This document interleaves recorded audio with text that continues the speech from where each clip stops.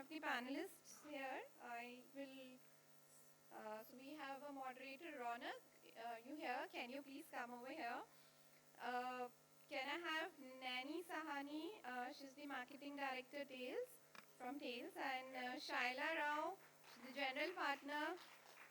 Maheswari, Varsha Shivanagowda.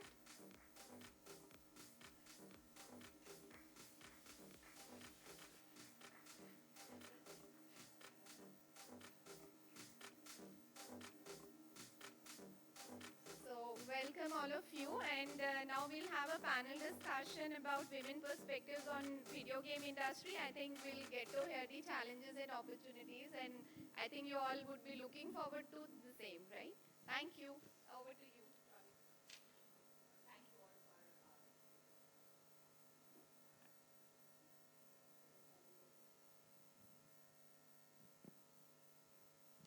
Hi. Thank you all for joining us today, and thank you so much to the panels. I think one of the most interesting things that's happening across industries is gaming. And it's growing at a faster pace than ever before. And I think along with that, the fact that it's growing as rapidly as it is going to have its challenges. And one part of that is, of course, representation. I think what's fantastic is that we have women here who are pushing the boundaries, and they are paving the way for the multitudes to follow. And I think it would be great to get perspectives from each of them on what in each of their worlds has made it easier for them to get to this point. And I'm going to start with Nainy. Nainy is the CEO of Tails, and she works on narrative and storytelling apps. And, you know, I'd love for you to start by maybe just what has already changed. Hi, Raunaq. Thank you.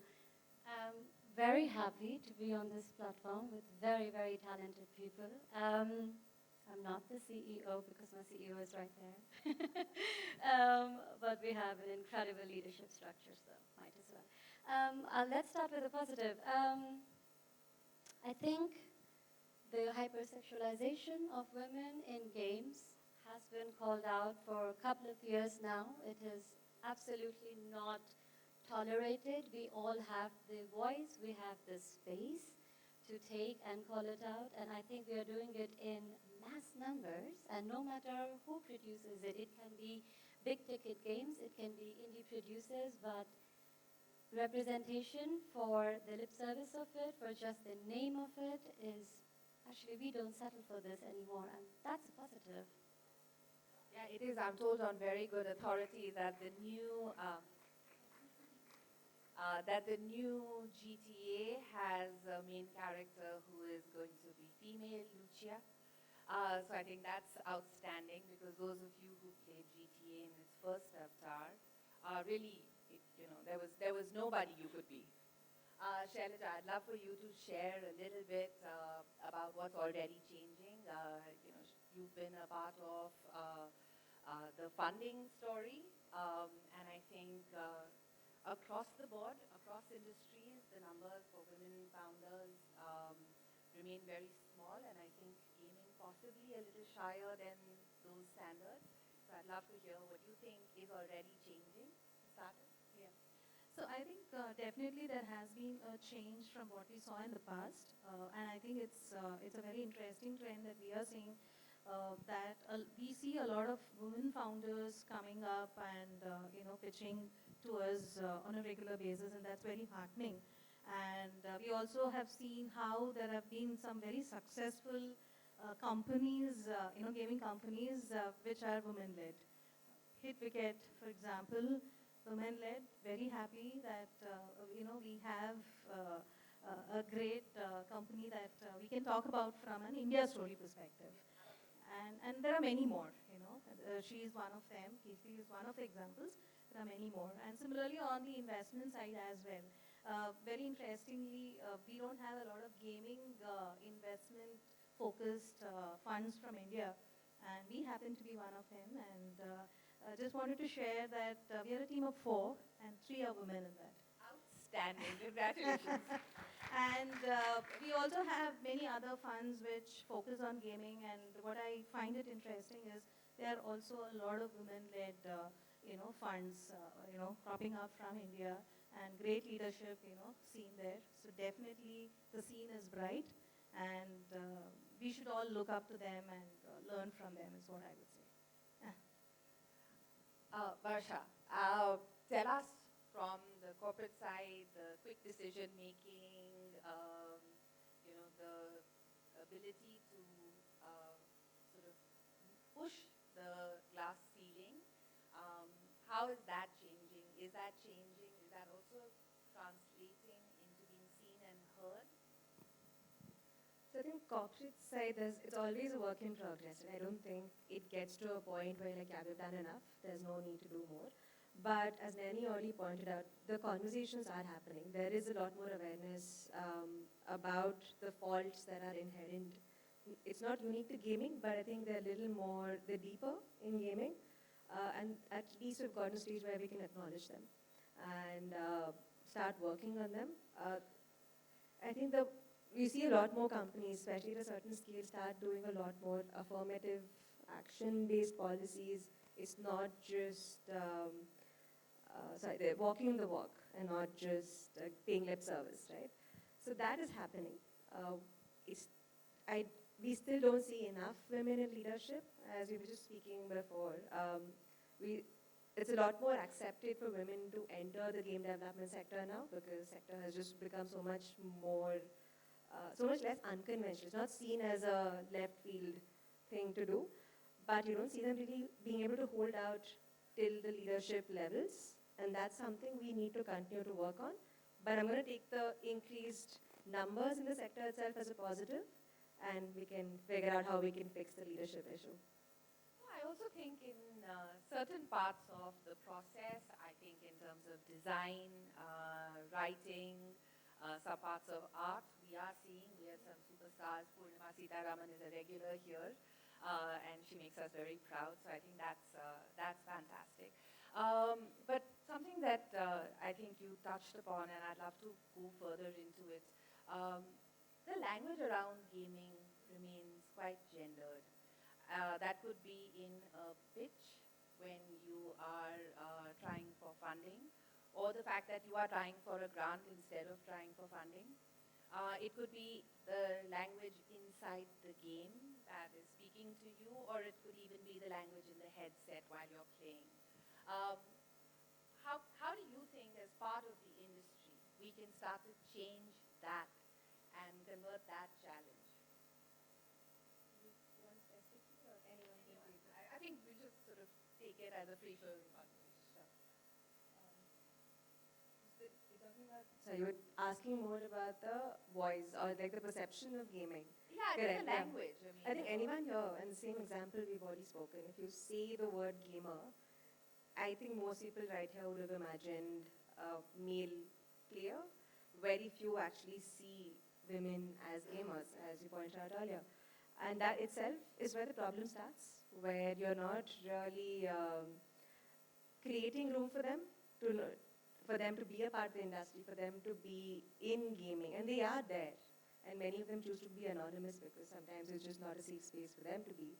So I think that changing that lens would be the first step to changing that larger perception that is there around gaming.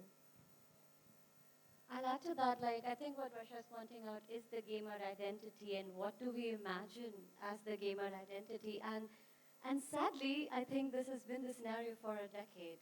This doesn't change. We talk about this in every conference. We talk about this incessantly, and still the mental picture is not changing. And I think it comes from the stages of design. It comes from the stages of writing. It comes from the stages of development and process, because actually this is an authentic narrative as well. Are we really there on the tables? Are we really being spoken to? Are we actually welcome in the rooms? And this starts to show in design. It's a design built by men for men. And you will feel it. You will feel it in the hardware when you're holding a controller. It's not made for my hand. It's obvious. And until and unless in every step of the process, the diversity is being accounted for, being spoken to, this is not going to go away. It is not about creating a Super Bowl ad and putting two little girls playing a mobile game. Sorry, that's not going to cut it. Because we know the reality of how it works inside the game, how the mechanics are built. It's not built for me. And until and unless I feel welcome, I will not be able to change my mental picture either. I have a slightly different perspective in the sense that what I have seen in my journey, I have seen a lot of women-led design teams who are playing a fantastic role in the growth of the company. And this is across different genres. And so I'm sure, it's not so negative. But of course, the numbers are smaller, definitely. But having said that, what I have seen is there's a good representation of, be it whether it is analytics, data analytics, whether it is design. I've seen some strong leadership, coming in from the, women as well. So, happy that, that tribe is going to grow. And I was just talking to one of our portfolio companies. They're building a dinosaur game, and we were talking about diversity, so just wanted to add a bit. The main programmer, the team lead who's handling it is again a woman, and they've also ensured that they have a female. It's a dinosaur game. They've added a female dinosaur as well, into the game. So we were just, chatting about that as well. So. No, absolutely. You can't see what you can't be. So I think we need to see a lot more of us in the games. So for everybody who's creating games, who's funding them, who's selling them, promoting them, keep that in mind. What was interesting to me recently was that I read somewhere that up to 48% of all women now play games in some format or the other. 6% of those women identify as a gamer. And some of them are playing, 2-3 hours. I've been doing this for 15, maybe 17 years, and I don't think I would identify as a gamer. I have played a lot of games. I play games every day, but I think that identification does come in. On the side of, just as an industry and, for the community that actually builds the games, I will say there is also, somebody was telling me that, there is gatekeeping. But the gatekeeping isn't only because somebody wants to keep somebody else out. It's because you're not in the heads of the people making those decisions and suggesting those names and designers in that moment. And when I spent a little more time thinking about it, I also felt that women tend to network a little bit less in the industry. And I don't know whether that's because they're not feeling welcome or because that's not something that they have traditionally considered part of the job. And I'd love to get your view on how we can get more women to feel more a part of the community of developers. We were just speaking just before this in Speakers Lounge that I spent as much time on Slack today as I have at the event interacting people, and that's pretty sad. And I think that's just what happens, where we, as you said, we don't see networking as a part of the job. We see it as a chore. We just see it as something where we need to turn up and just hope that things go well instead of actually approaching it as a task which we want to do well, break it down into its components, figure out a strategy for it, etc. And I think that's largely what spreads out, right? I'm sure I'm not the only one here where we've just been like, yeah, I have to finish all of these chores or these tasks at work, and I'm not present. I'm not doing right by myself here. And I think it also has largely, if you talk from an India perspective, it's also about a lot of the way our social upbringing has been. Traditionally we are told, generally, I'm talking about, the general middle class, approach that we have all gone through in the past, where we are told, that's not your forte, it's more of, the men's game. So it takes a little bit of effort from our side, but I think, once we get out of that comfort zone and start doing it, it does happen, but I think we need to a little bit put that effort. Probably it doesn't come as naturally as to a man as, to do the networking. That's what I think.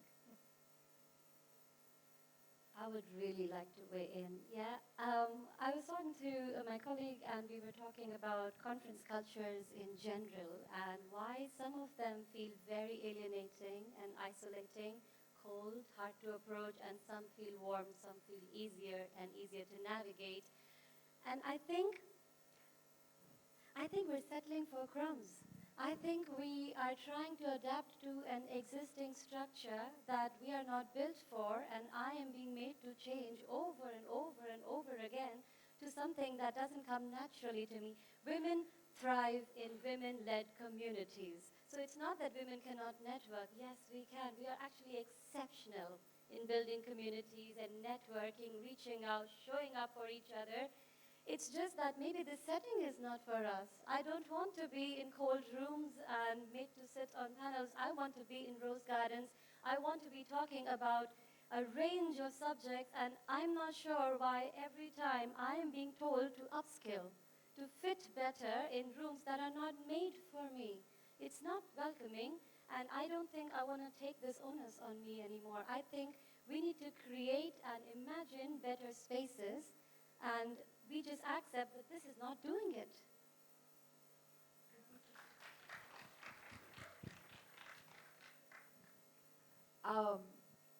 I think you're absolutely right. There are rooms that do feel a lot more welcoming. I think that's true for in conferences and in games. I think even when you walk into a game, you know when you're being welcomed and when you're not. I also feel like one of the things that we'd love to see more of, we're already seeing a little bit of, is mentoring. A lot of the women in this room have gotten here, and it's been hard. And it's taken a while to feel included. First you waited for an invitation, and then you decided to take up space anyway. But I'd love to see how we can figure out better structural formats for mentoring so that you can turn around, and how can more women in positions of middle management or even senior management where they exist turn around and sort of give a leg up to the person behind them. Before we get into the structure, I just want to reiterate, or rather connect this to my earlier point on the skewed numbers we see in leadership. Because the problem that propagates is that women who enter the sector do not see people who they can hope to become or aspire to become at a later point, because there are very few or none, depending on where they're working. And that's where you sort of fall short, because what are you aspiring? Are you looking at a male co-founder and trying to aspire to be him? Because as Nainy said, those shoes don't fit. You need shoes that are made for you. You need a room that caters to your needs. And if you're not seeing leaders who have walked that path before, you've sort of you're setting these people up to fail when they don't have someone to work with. Of course, as to the actual structures we can set up, I think we can get into that. But I just want to highlight that problem that we start off with before we even get into fixing that. So when you talk about structures, I presume you're talking about from a gaming community and things like that. From the gaming community, in our own institutions, in our company. Right. So from a gaming community, I think IGDC is doing a great job. They've set up a women council, which is taking a lot of initiatives, specifically programmed towards, mentorship for women. But I'm sure there are a lot more things that we can do under that umbrella. I'm sure there are a bunch of leaders right in this room. Probably if we can identify the right, leaders and kind of bring them on board to take up specific sessions and have them spend a few hours, on a regular basis, I think we can achieve a lot more, results, and probably increase the outreach, because a lot of times the message does not go across that there are such, councils, there are such mentors available. I think we should do a better job at, propagating that, and I think that will be, helpful. I just wanted to also add to what, Varsha was talking about.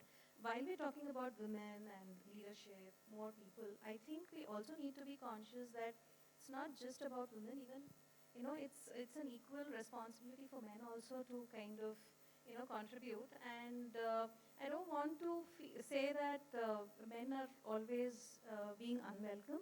There are equal number of men who also are, very approachable, and they have played a big role in each of our careers maybe. So let's not count them out.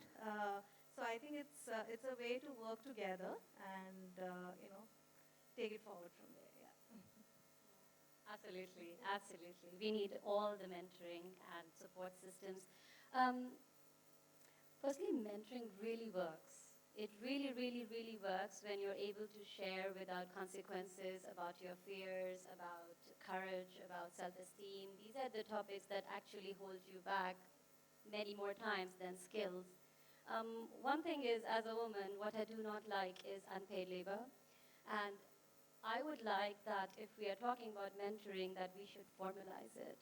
We should really make this a part of our jobs. We should incentivize mentoring for all people across organization, across different levels, and formalize it to a level that, yes, you must mentor one person a year. No. You need to dedicate 5 hours a week. You have to mentor people of different levels. What did you talk about? Let's look at results over rhetoric of mentoring. And I think this is where sometimes there is a leakage. We talk about it a lot. We just don't know enough about how to create or look at the impact of it. How do you create better matches? What has worked? What hasn't worked? Where is the feedback loops around mentoring? We know this works. And I think we should lean into it a little bit more and get policy involved here. I think that's actually important, I think, for us to do, for every company to do at its own level.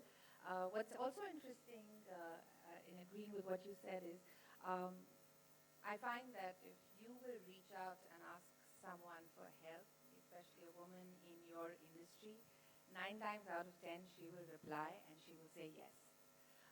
So I think for a lot of people, I think we need to create a culture where we can ask for help, because everybody needs it. And I also want to bring up something that I know we've all discussed to death, but the reality is that with the pressures of childcare and elder care, how can companies show that they value the women in their companies better, especially at those two critical junctures? Yeah. So I'll talk from my personal experience. So like I said, I always had good mentors. I was blessed, and who also were very understanding, because motherhood is an important juncture. And, often you kind of feel guilty. You're not supposed to, because both career and your family life, you need to kind of strike that balance. I don't know whether we truly are able to strike a balance. I don't know whether it really happens. The guilt is unanimous. But I was blessed, I would say, because one, I was given a lot more flexibility to kind of manage my time, because I was in a senior role at that point of time, and it was important that I do that balance.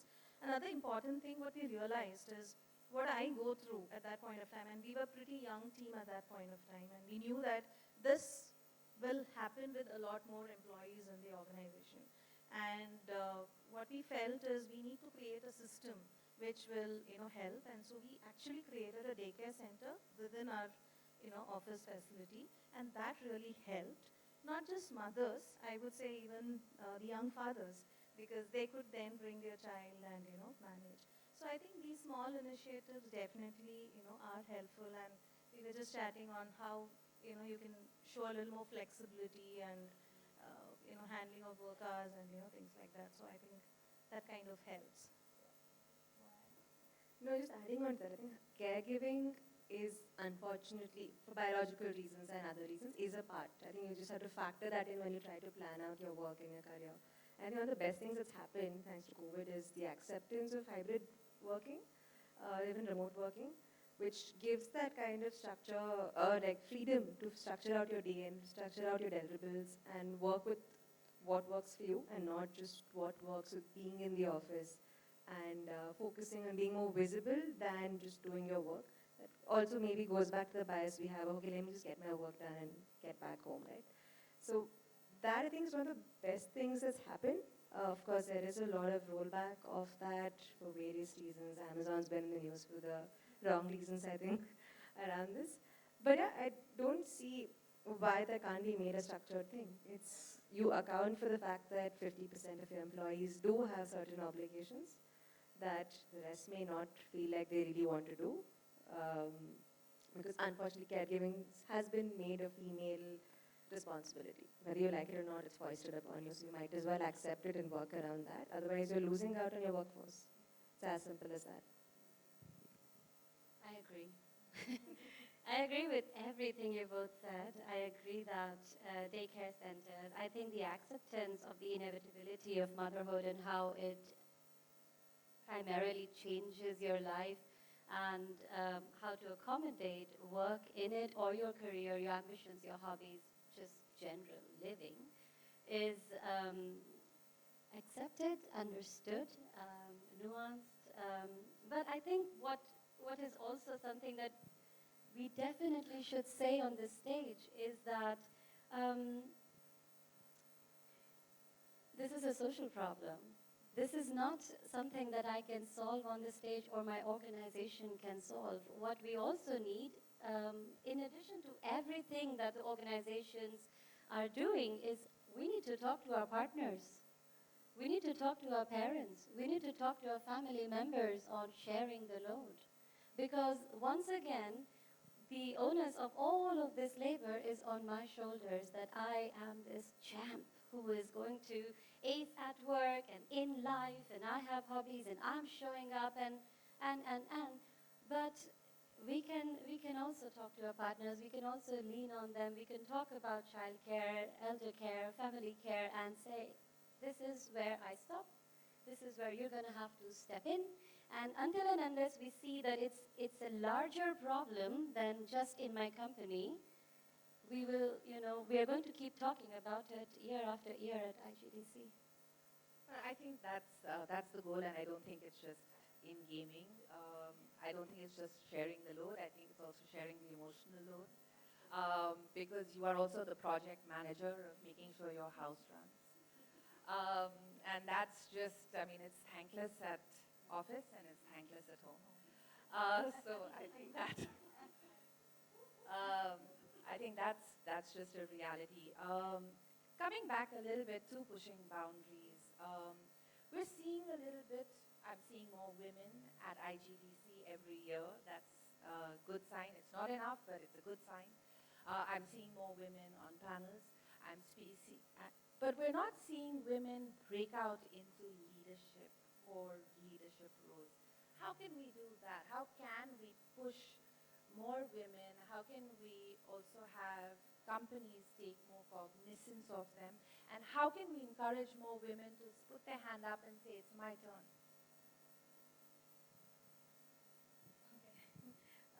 So probably, we can start and catch them younger, because by the time they reach a certain part of their career, probably, it takes a little bit of effort to kind of change the mindset or their surroundings, their, situations. So probably kind of giving that mentorship to women right from their college days, to kind of mentor them and tell them why career is important, and we are not asking you to sacrifice or give up on your family lives.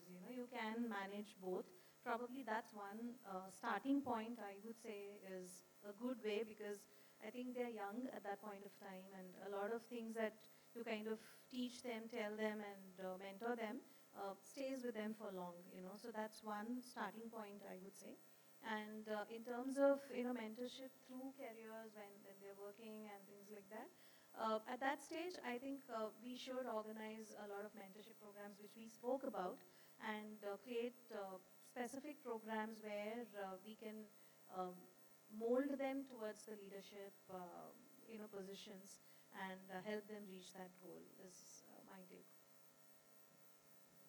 There's I think the structured, putting in place structures to encourage that obviously I think works best. The other would also be just acknowledging the subconscious biases that we all function with, including men, especially men in hiring roles, men in managerial roles. And what they do to hire competent women and not filter out purely by basis convenience.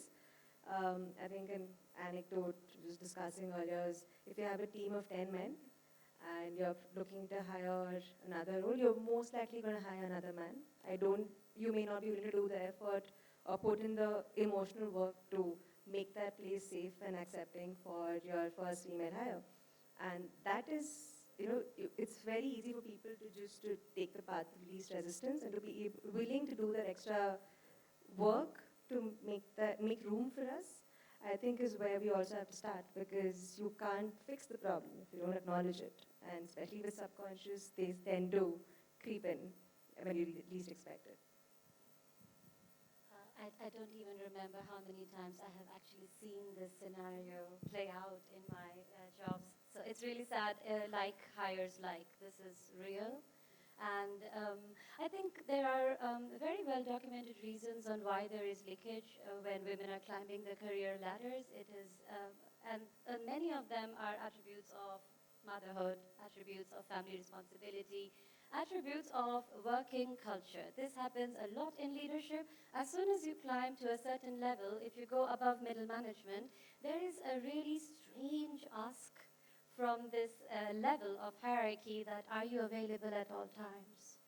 I find it very awkward that I have done very well in my career, working as I'm working, I'm fairly successful. Why do I need to prove to you that you can reach to me 24 hours? Because in the past, the men have shown up this way, and I would like to argue, yeah, because they're doing much less than me when I go back home, and I am not ready to do it. And this also happens because even when we get those leadership roles in organizations that are not going to create the space for us, they penalize us for not being available at all times. And what happens is inevitably I quit. And that's how they lose us. So it is also, of course, it's coming at it from many different ways, right? It is what you said on representation. It is what Varsha pointed to, but it is 100% a leadership culture that we need to look at and think about, is it really made for diverse leadership and diverse leadership styles? This is also another thing that sometimes consciously, subconsciously, people bring it up to women on, we are different leaders than previously leaders have been. And there are now incredible examples of women leadership and women who lead with empathy, women who are imposing very different ways on how we do hierarchy in organizations and challenging, and this doesn't always go well. As we know, change is hard. And this is the conversation that I think some of the big organizations can set better examples. We can acknowledge it. The moment this conversation is had, it a little bit loses power because there is a culture that we are not calling out. And this is prevalent across industries. I'm going to take responsibility, and the first thing I told the panelists was, let's start with a positive story. And I think as a panel of this nature, you do feel pressure to not sound like it's only a laundry list of complaints. So yeah, you're absolutely right. Also, and do this just as a dipstick analysis in your own heads, in your life when you go for meetings. How many executive boardrooms do not have ladies' toilets? It surprises me because you aren't expecting us to get to this room. And I think that's always a bit of a challenge. And now, as a form of entertainment, storytelling in gaming is so very intimate and personal. I would like to believe that we have the ability to affect small, subtle changes through our storytelling. I don't know if the market is there yet or the commercial viability is there yet for it, but how can we use games to effect this change in the minds of the young girls and boys who are playing these games for hours and immersed in this world? Take it, Dan. Storytelling is so powerful. Who are we if we are not the stories we believe about ourselves and live it? I think the vehicle of games is a very, very beautiful, interesting, high-impact vehicle because we have the ability um, to reach very, very young minds who don't even have vocabulary to articulate what they are witnessing. And there we have the responsibility. I often think about it that there is a conundrum because businesses want to make games that will make them profit. I understand where they come from, and yet the responsibility is so severe, so high. But in technology, this is talked about very differently.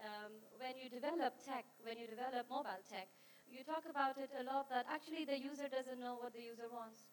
I know what I can create better, and I wonder why are we not talking about this in the same way in games and in storytelling? Why are we repeating tropes here and there? But there are also easy, subtle ways that I think all the women in leadership here, all around the world, are slipping it in here and there. And these are powerful ways of representation. These are powerful ways of naming the characters as women. These are powerful ways of when you create avatars, what kind of options do the avatars have in the way they clothe themselves, in the way they show up in the game worlds. These are also, I think, high impressions that little kids go around that I'm actually okay to be who I am. And I don't have to cover up, I don't have to wear a baseball hat in the world because that will make me powerful. Very, very, very small mechanics. But when we go on the larger narratives part of it, 100% that we want women leading the writing teams, and that will already shift the needle. So again, from my own experience, we work with one of our companies, which I was involved with right for many years. In fact, there it's a game which is in the simulation space.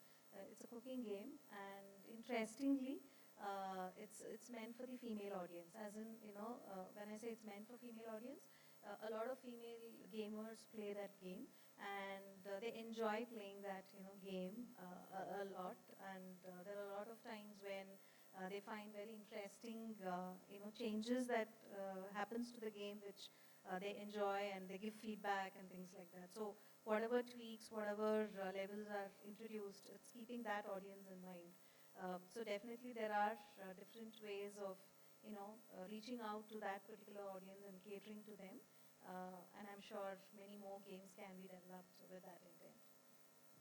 Raunaq, I'd actually like you to weigh in on this because I know we spoke about storytelling games while we prepped for the session, and I think that's definitely something that bears repeating. I think you should actually address this as well.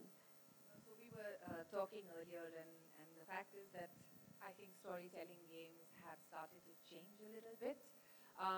The first set of storytelling games that came out, and they were very much skewed at the young female audience. But it was a very monodimensional view of what women do and what choices they will want to make in life. So, the three choices are, shall I buy the big diamond ring or the purple dress, and shall I get the stilettos to go with it?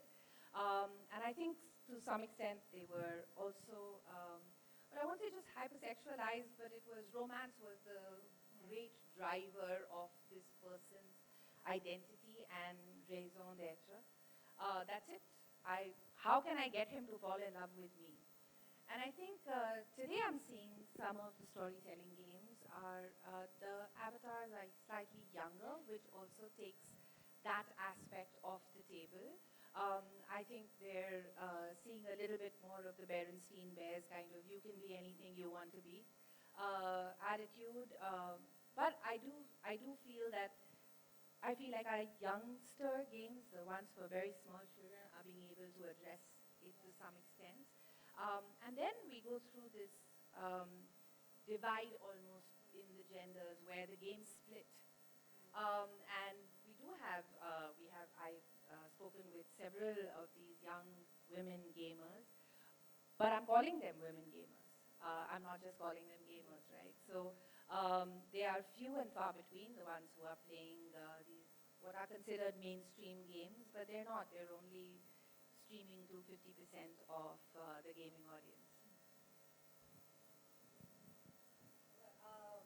I think at this point, I'd love to also see if we can get some questions in, because we're, I think, running a little bit behind. So.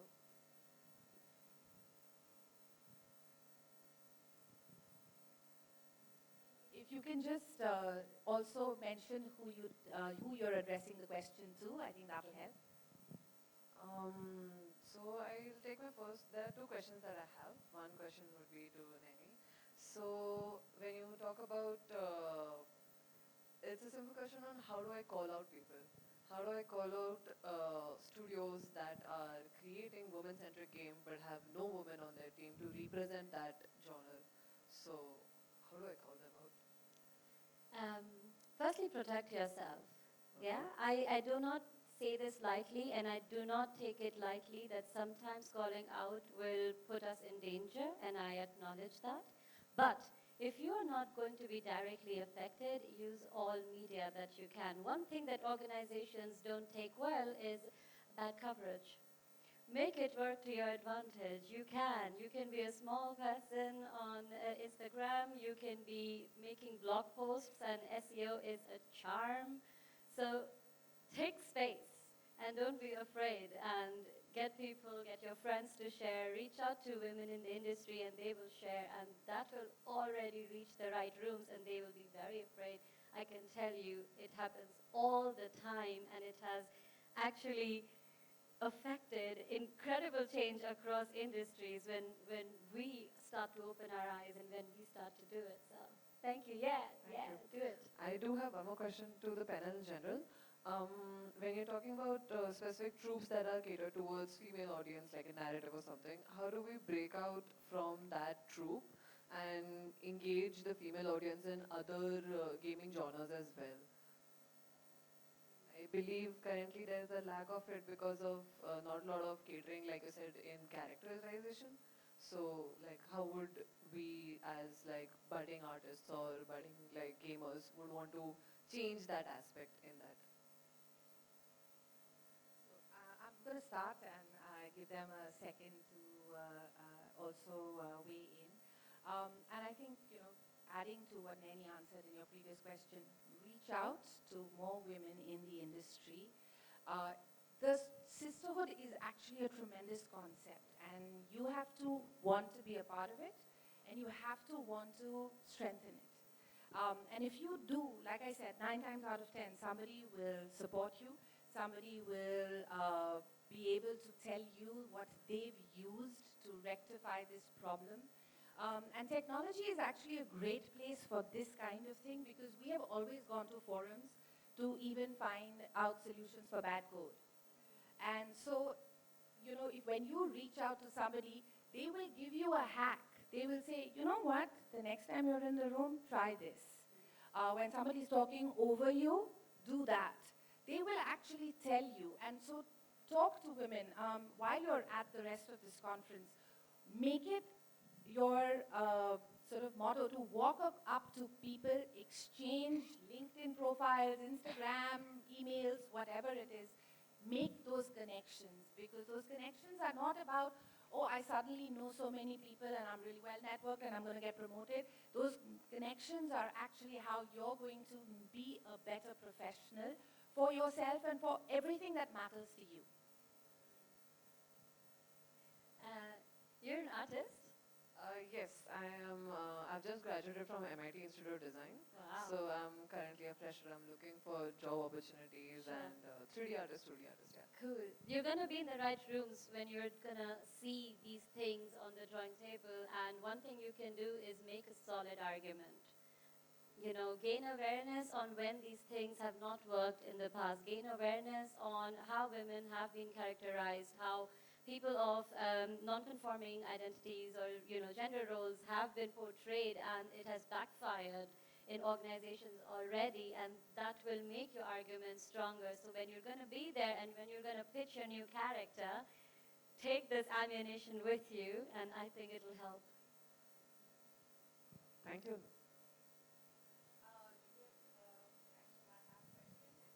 All right, we'll take this one last question.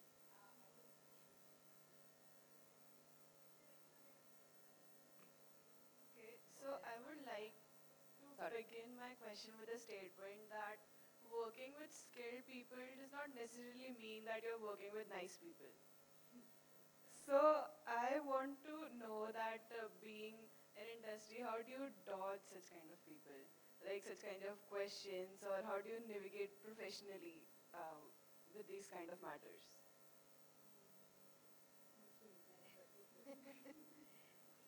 Well, see, as long as you are confident about what you're trying to speak up for, and you're able to, you know, hold your ground, I think, you know, I mean, and it applies to anybody. Maybe it's a little difficult for a woman, but, you know, it's true for a male or a female, honestly. All you have to do is be confident and have data to back up why you're saying and why you think this is the right approach. As long as you're able to put things in the right perspective, I think things will, you know, settle down.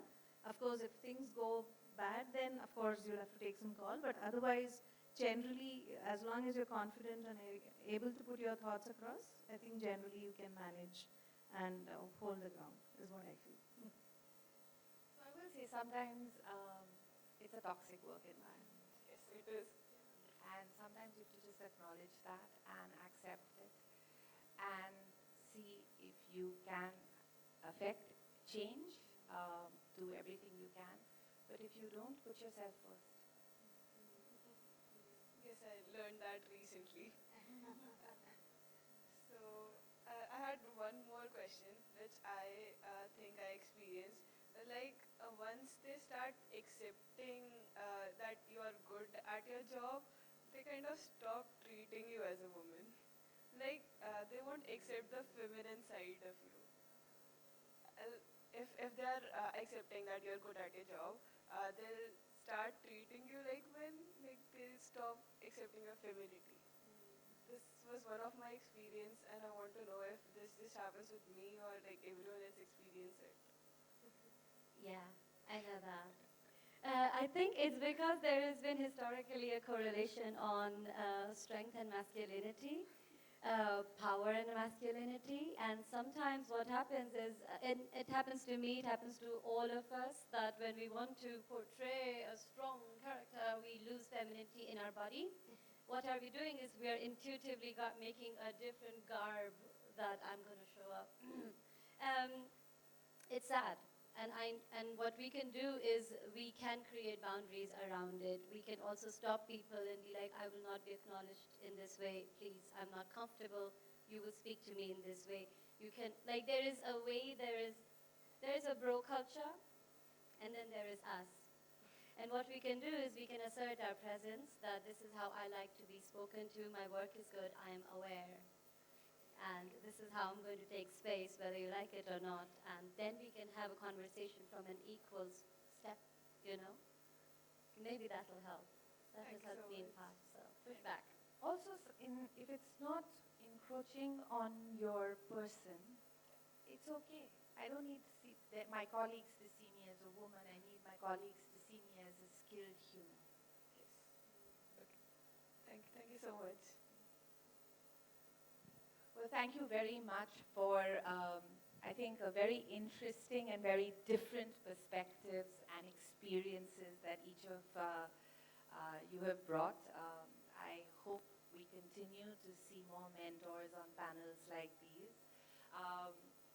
I'm speaking on behalf of them without checking with them, but I'm sure anybody who wants any more questions answered or mentorship, all of my panelists will be very happy to give their time and some consideration.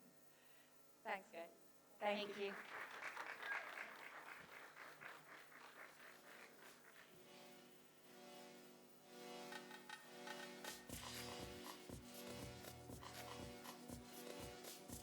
Hi everyone. So